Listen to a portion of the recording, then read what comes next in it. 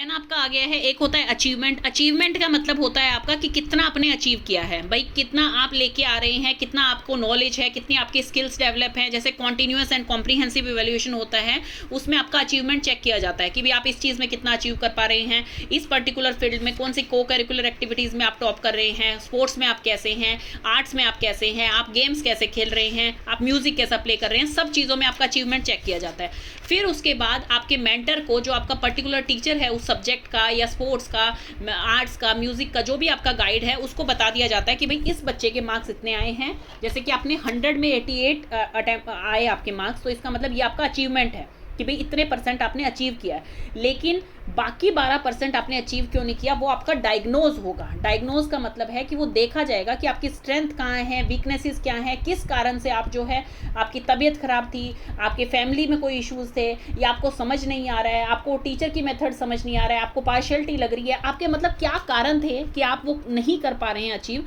तो वो डायग्नोज किया जाएगा कि कहाँ पर आपको किस चीज़ की हेल्प की ज़रूरत है, कौन सी इंप्रूवमेंट आपको चाहिए, किस तरह का गाइड आपको चाहिए, किस तरह का मेथड से आप ज़्यादा अच्छा समझते हैं, प्रैक्टिकली आप ज़्यादा अच्छा समझते हैं, वो सब यहाँ पर डायग्नोज होगा।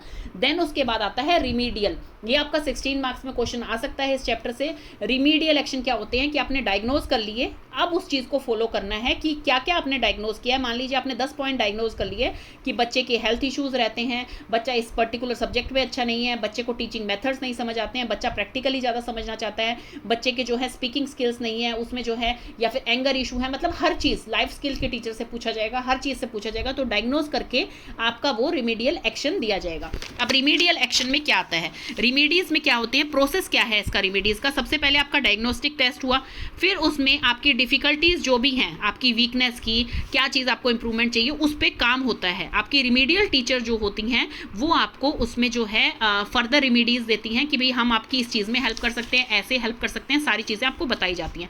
पर्पज़ क्या होता है, ताकि बच्चा जो है उसकी लिसनिंग स्किल्स बढ़ें, रीडिंग स्किल्स बढ़ें, स्पीकिंग स्किल्स बढ़े, राइटिंग स्किल्स बढ़े, मतलब ओवरऑल डेवलपमेंट बच्चे का हो जाए, इसलिए उसे रिमीडियल असेसमेंट दिया जाता है, रिमीडियल टीचिंग दी जाती है।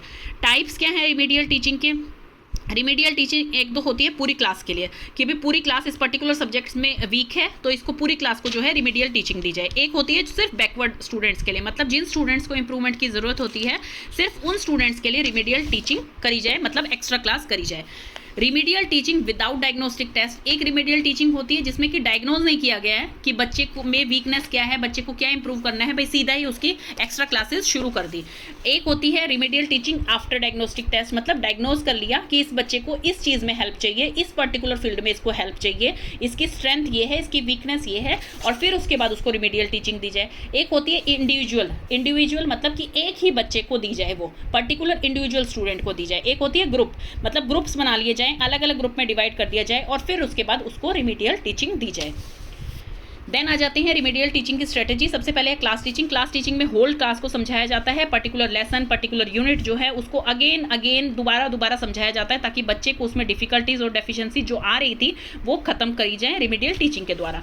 ग्रुप टीचिंग में क्या होता है, स्टूडेंट्स के ग्रुप बना दिए जाते हैं और ग्रुप के बेसिस पे उनको जनरल टीचिंग दी जाती है ताकि वो जो है इंप्रूव कर पाएँ। इंडिविजुअल टीचिंग कौन सी होती है, जो कि आपकी इंडिविजुअल स्टूडेंट के डिफिकल्टी लेवल को समझ के और फिर उसको इंडिविजुअल बच्चे को दी जाती है, जिसमें टीचर हेल्प करती है, गाइड करती है बच्चे को इंडिविजुअली कि आपको इस मेथड से, इस स्ट्रेटजी से पढ़ना होगा, इन रिसोर्सेज से पढ़ना होगा और आप फिर जो है इंप्रूव कर सकते हैं इसमें।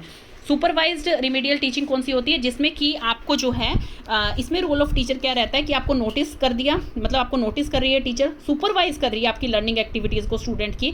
इसमें सेल्फ लर्निंग पे, सेल्फ करेक्शन पे ज़्यादा ध्यान दिया जाता है कि बच्चा अपने आप से करे।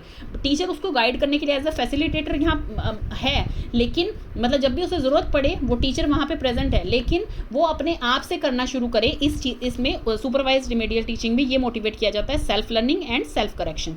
देन है ऑटो इंस्ट्रक्शनल। ऑटो इंस्ट्रक्शन में क्या होता है, ऑटो लर्निंग मॉड्यूल होता है कि ऑटो लर्निंग मॉड्यूल जैसे कि बच्चा जो है खुद से करे, बच्चे को जो है सेल्फ लर्निंग मटेरियल, मतलब कोई नोट्स भी ना दिए जाएं, कोई ऐसे हेल्प ना दी जाए और बच्चा जो है खुद से उसे करे, मतलब कंप्यूटर असिस्ट प्रोग्राम से अपनी रिमीडीज करे कि भाई मैं इस चीज़ में वीक हूँ, मुझे इस तरह से इसको ठीक करना है। एक्शन रिसर्च होती है। एक्शन रिसर्च भी एक तरह की रिमीडियल क्लास दी जाती है जिसमें जर्नल एंड स्पेसिफिक प्रॉब्लम दोनों देखी जाती हैं, दोनों तरह की प्रॉब्लम सॉल्व की जाती हैं।